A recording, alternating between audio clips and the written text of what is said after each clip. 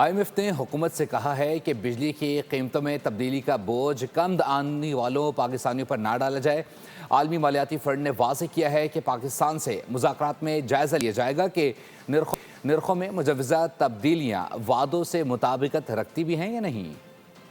اپنوں کو توفیق نہ ہوئی مگر غریب پاکستانیوں پر غیروں کو رحم آ گیا۔ پاکستانیوں پر پڑا بجلی کا ایسا بوجھ کہ IMF بھی چکرا گیا۔ عالمی مالیاتی فنڈ نے پاکستانی حکومت سے کہا ہے کہ بجلی کی قیمتوں میں تبدیلی کا بوجھ کم آمدنی والے پاکستانیوں پر نہ ڈالے۔ برطانوی خبر رساں ادارے کے مطابق IMF نے کہا ہے کہ پاکستانی حکام کے ساتھ بات چیت میں جائزہ لیا جائے گا کہ نرخوں میں مجوزہ تبدیلیاں وعدوں سے مطابقت رکھتی ہیں یا نہیں۔ میکرو اکنامک استحکام بشمول مہنگائی پر ان کے ممکنہ اثرات کا تخمینہ لگایا جائے گا۔ بجلی کے شعبے کا گردشی قرض پروگرام کے اہداف کے اندر محدود رکھا گیا ہے، جس میں ریکوری بہتر ہونے اور نقصانات میں کمی کا کردار ہے۔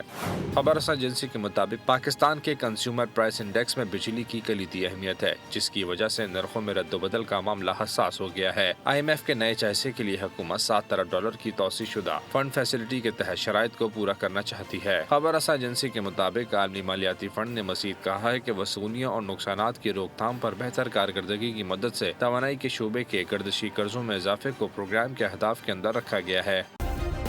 سبسکرائب کریں اور بیل دبائیں تاکہ کوئی خبر رہ نہ جائے۔